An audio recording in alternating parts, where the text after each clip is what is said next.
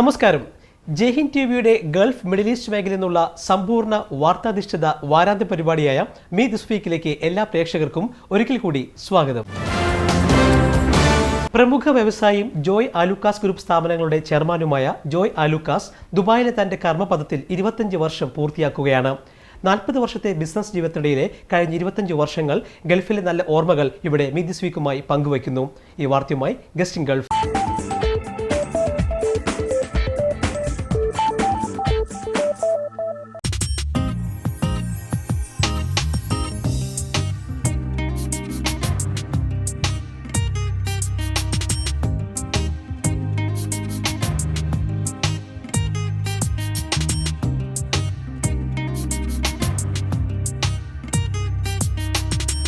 തൊട്ടതെല്ലാം പൊന്നാക്കുകയും പിന്നീട് പൊന്നും പുടവയും ഒന്നിച്ച് എന്ന സങ്കല്പം ആദ്യമായി മലയാളിക്ക് അവതരിപ്പിക്കുകയും ചെയ്ത രാജ്യാന്തര വ്യവസായിയാണ് ജോയ് ആലുക്കാസ്. 40 വർഷത്തെ ബിസിനസ് ജീവിതത്തിൽ കഴിഞ്ഞ 25 വർഷങ്ങൾ ജോയ് ആലുക്കാസ് എന്ന വ്യക്തിയെ ഒരു രാജ്യാന്തര ബ്രാൻഡാക്കി മാറ്റിയത് ദുബായ് എന്ന ഈ പൊന്നു വിളയുന്ന മണ്ണാണ്. ലോകത്തിന്റെ സുവർണ നഗരി അഥവാ സിറ്റി ഓഫ് ഗോൾഡ് എന്നറിയപ്പെടുന്ന ദുബായിൽ നിന്നുള്ള ജോയ് ആലുക്കാസിന്റെ വളർച്ചയും ദുബായിയെ പോലെ തന്നെയായിരുന്നു. ജോയ് ജെറ്റ് വേഗത്തിലുള്ള ഈ വളർച്ചയിൽ ഇന്ന് ജോയ് ആലുക്കാസ് ഗ്രൂപ്പ് എത്തി നിൽക്കുമ്പോൾ സ്വർണ്ണ ഡയമണ്ട് വ്യാപാരവും ജോളി സിൽക്സും ജോയ് ആലുക്കാസ് മണി എക്സ്ചേഞ്ചും ആശുപത്രിയും ഏവിയേഷനും മോൾ ഓഫ് ജോയ് എന്ന ഷോപ്പിംഗ് മോളുകളും എല്ലാം ഇതിൽ ചിലത് മാത്രമാണ്. അതാത് രാജ്യത്തെ നിയമങ്ങൾ അനുസരിച്ച് ആത്മാർത്ഥതയോടെ കഠിനാധ്വാനം ചെയ്ത് ആ പഴയ അനുഭവങ്ങളും ഓർമ്മകളും Joy Alukkas Middle East this വീക്കുമായി പങ്കുവച്ചു. ഞാനിവിടെ 87-ലാണ് ഇവിടെ യു എയിലേക്ക് വരുന്നത്. അബുദാബിയിൽ സ്റ്റാർട്ട് ചെയ്തു ജ്വല്ലറി ഇൻ 1987 ജാനുവരി. ഇപ്പോൾ എൻ്റെ 25-ാമത്തെ വർഷമാണ് ഗൾഫിനെ സംബന്ധിച്ച്. ഞാൻ 25 വർഷം ഇവിടെ ബിസിനസ് ചെയ്ത് ജീവിക്കുന്നു. ഇന്ത്യയിൽ ജോയ് ആലുക്കാസ് എന്ന ഗ്രൂപ്പ് 2002-ലാണ് പോയത്. ഇന്ത്യയിൽ ഈ വർഷം ഞങ്ങളുടെ 10-ാം വർഷമാണ്.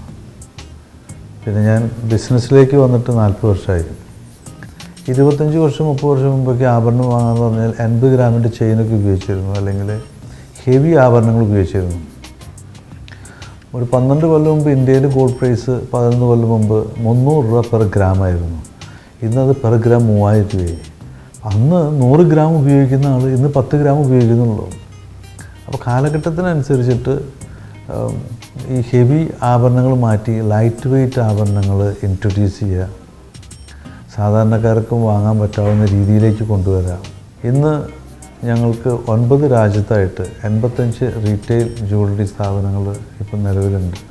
Jolly silks, aviation, money exchange തുടങ്ങി ഏതെല്ലാം മേഖലകളിലേക്ക് ബിസിനസ് വ്യാപിപ്പിച്ചാലും സ്വർണ്ണ വ്യാപാരമാണ് തങ്ങളുടെ മുഖ്യ വ്യാപാരമെന്ന് ജോയ് ആലുക്കാസ് പറഞ്ഞു.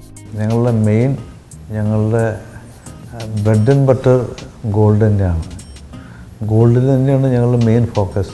ഒരു വിഷയത്തെ പറ്റിയുള്ള താല്പര്യം, അതിനോടുള്ള പാഷൻ, അങ്ങനെയാണ് ഒരു ടെക്സ്റ്റൈൽ ആരംഭിക്കുന്നത്. ടെക്സ്റ്റൈൽ എനിക്കിപ്പോൾ ഇവിടെ ഷാർജയിലും മസ്കറ്റിലൊക്കെ ആയിട്ട് സ്ഥാപനമുണ്ട്. നാട്ടിലാണെങ്കിൽ അങ്കമാലി, കൊല്ലം ആൻഡ് തിരുവല്ല. എൻ്റെ പുതുതായിട്ട് 4-5 ടെക്സ്റ്റൈൽ വരുന്നുണ്ട്. അപ്പോൾ അതിനൊരു കോൺസെൻട്രേഷനും ഒക്കെ ആവശ്യമാണ്. അതുകൊണ്ടാണ് ഈ ജോയ് ആലുക്കാസ് വെഡ്ഡിങ് സെൻറ്റർ എന്നുള്ള ആ സ്ഥാപനത്തിൽ നിന്ന് ആ പേര് മാറ്റിയിട്ട് വേറൊരു പേര് ഇതിന് കൂടുതൽ ഫോക്കസ് കൊടുക്കാൻ വേണ്ടിയിട്ടാണ് ജോളി സിൽക്സ് എന്നുള്ള ആ ഒരു പേര് പുതുതായിട്ടിട്ട് അതിന് പുതിയൊരു ബ്രാൻഡ് അംബാസിഡർ വെച്ചിട്ട് ഡെവലപ്പ് ചെയ്യുന്നത്. പെണ്ണിൻ കരുത്താണവൾ കഴക്, സൗന്ദര്യമാണവൾ തൻ കരുത്ത്. പട്ടിന്റെ പ്രൗഢിക്ക് പുതിയ പേര് ജോളി സിൽക്സ്. ഇന്ത്യയിലെ മറ്റ് സംസ്ഥാനങ്ങളുമായി താരതമ്യം ചെയ്യുമ്പോൾ കേരളത്തിൽ വാല്യൂ ആഡഡ് ടാക്സ് എന്ന വാറ്റ് കൂടുതലാണ്.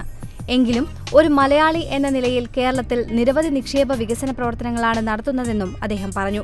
കേരളത്തിന് 5% വാറ്റ് ഉണ്ട്. കേരളത്തിന് വെളിയിലാണെങ്കിൽ 1% ഉള്ളൂ. ഇപ്പോൾ 5% വാറ്റ് എന്ന് പറഞ്ഞാൽ ഒരാളും ബില്ല് എഴുതാൻ സമ്മതിക്കില്ല കസ്റ്റമേഴ്സിന്. അപ്പോൾ എന്താണെന്ന് വെച്ച് കഴിഞ്ഞാൽ കറക്റ്റായിട്ട് കച്ചവടം ചെയ്യാൻ പറ്റാണ്ടാവുക.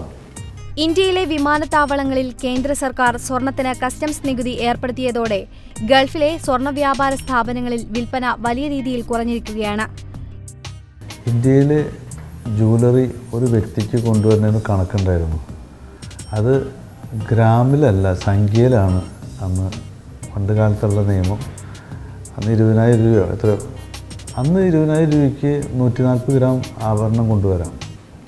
ഇന്ന് ആ സംഭവം വളരെ തുച്ഛമായിട്ട് 4-5 ഗ്രാം കൊണ്ടുവരാൻ പറ്റുള്ളൂ. ഇതിൻ്റെ മുമ്പും ഇതുപോലെ കസ്റ്റംസുകാരൊരു ചെക്കിങ് ഉണ്ടായിരുന്നില്ല. കാരണം 1% ആയിരുന്നു ഡ്യൂട്ടി, ഇമ്പോർട്ട് ഡ്യൂട്ടി. അപ്പോൾ കസ്റ്റംസിൽ അങ്ങനെ ഒരു ശ്രദ്ധിച്ചിരുന്നില്ല. പക്ഷെ അതിൻ്റെ ഡ്യൂട്ടി കൂട്ടി അത് 10% വരെ ആക്കിയപ്പോൾ അതൊരു കസ്റ്റംസുകാർക്ക് ഒരു ഗവൺമെൻറ്റിന് വരുമാന മാർഗ്ഗമായി. വരുന്നവരെ ശല്യം ചെയ്യുക, ചോദ്യം ചെയ്യുക, പീഡിപ്പിക്കുക. ഇതിൽ നിന്ന് വലിയൊരു മാറ്റം വരണമെങ്കിൽ നമ്മുടെ പ്രവാസകാര്യ മന്ത്രിയോ കേന്ദ്രത്തിൽ പ്രഷർ ചെലുത്തിയിട്ട് അതിൻ്റെ ഒരു മാറ്റം വരുത്തണം. ഞങ്ങൾക്ക് അതുകൊണ്ട് ഗൾഫിലെ കച്ചവടം കുറഞ്ഞോ എന്ന് ചോദിച്ചു കഴിഞ്ഞാൽ വളരെയധികം കുറഞ്ഞിട്ടുണ്ട്. ജീവകാരുണ്യ പ്രവർത്തനങ്ങളുടെ ഭാഗമായി തന്റെ ജന്മനാടായ തൃശൂരിൽ ക്യാൻസർ ആശുപത്രി ആരംഭിക്കുമെന്നും ജോയ് ആലുക്കാസ് കൂട്ടിച്ചേർത്തു. ഞാൻ ഒരു ഹോസ്പിറ്റൽ പണിയുന്നുണ്ട്. അത് എൻ്റെ ഒരു ചാരിറ്റിയുടെ, എൻ്റെ ഒരു സോഷ്യൽ ചാരിറ്റി ഞങ്ങളിവിടെ പലതും ചെയ്യുന്നുണ്ട്.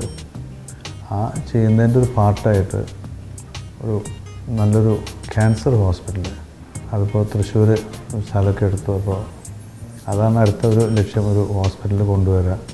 തന്റെ ഗൾഫ് വളർച്ചയ്ക്ക് മുഖ്യ പങ്ക് വഹിച്ച ദുബായ് നഗരത്തിന് ഇപ്പോഴും വലിയ രീതിയിലൊന്നും സംഭവിച്ചിട്ടില്ല. ദുബായ് എക്കാലവും ഭാഗ്യമുള്ള നഗരമാണെന്നും തികഞ്ഞ ആത്മവിശ്വാസത്തോടെ അദ്ദേഹം പറഞ്ഞു. ദുബായ് എല്ലാ കാലത്തും ദുബായിക്ക് ഒരു ഭാഗ്യമുള്ള രാജ്യമാണ്. എവിടെ പ്രശ്നമുണ്ടെങ്കിലും അതിൻ്റെ ഗുണം കിട്ടുന്നത് ദുബായിക്ക്. ഇറാൻ ഇറാഖ് വാർ, കുവൈറ്റ് പ്രശ്നം, റഷ്യൻ പ്രോബ്ലംസ്, എവിടെ ഇനിയിപ്പോൾ ലിബിയയിൽ പ്രോബ്ലം ഉണ്ടായാലും ആളുകളോട് വരും, ഈജിപ്തിൽ പ്രശ്നം ഉണ്ടായാലും ആളുകളോട് വരും. ഇവിടെ ഏത് രാജ്യക്കാർക്കും ഒരു അത്താണിയാണ് ഈ ദുബായ്, ഇപ്പോൾ എക്സ്പെഷ്യലി UAE. UAE പിന്നെ വളരെ ഒരു കച്ചവടക്കാരനെ സംബന്ധിച്ച് അല്ലെങ്കിൽ ഒരു ഇൻവെസ്റ്ററെ സംബന്ധിച്ച് വളരെ ഫ്രണ്ട്ലിയാണ്. അപ്പോൾ ഇവിടെ കൂടുതൽ ഗ്രോത്ത് ഇനി ഉണ്ടാവും.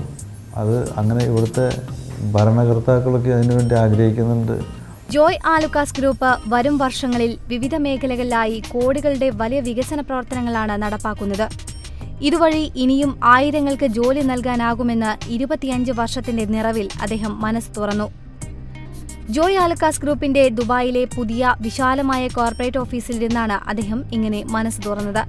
നാട്ടിൽ പല ആക്ടിവിറ്റീസും ചെയ്യുന്നുണ്ട്. തൃശ്ശൂർ ഒരു വെഡ്ഡിംഗ് മോൾ പണി നടക്കുന്നുണ്ട്, മോൾ ഓഫ് ജോയ്. കോട്ടയത്ത് വരുന്നുണ്ട്, തിരുവനന്തപുരത്ത് വരുന്നുണ്ട്. ഒരു 2 വർഷത്തിനകത്ത് Oman, UAE, Kuwait and India, ഇങ്ങനെയുള്ള ഈ 4 രാജ്യങ്ങളിലായിട്ട് ഇന്ത്യയിൽ പ്രത്യേകിച്ച് 100 ബ്രാഞ്ചസ് തുടങ്ങാൻ പ്ലാനുണ്ട്.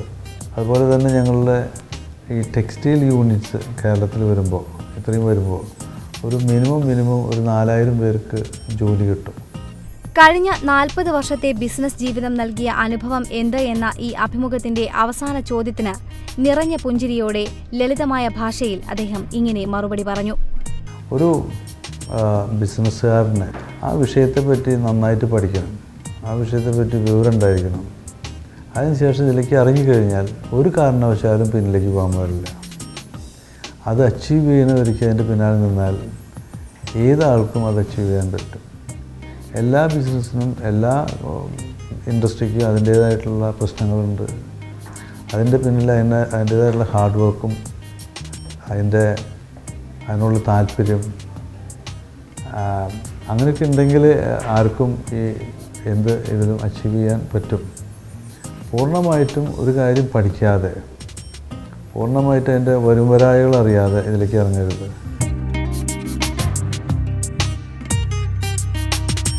വ്യാപാര രംഗത്ത് തന്റേതായ വ്യക്തിമുദ്ര പതിപ്പിച്ച ജോയ് ആലുക്കാസിനെ കൂടുതൽ പുതുമകളോടെ, മികച്ച ആത്മധൈര്യത്തോടെ, മികച്ച ദീർഘവീക്ഷണത്തോടെ മുന്നേറാൻ കഴിയട്ടെ എന്ന് ഞങ്ങൾ ആശംസിക്കുന്നു.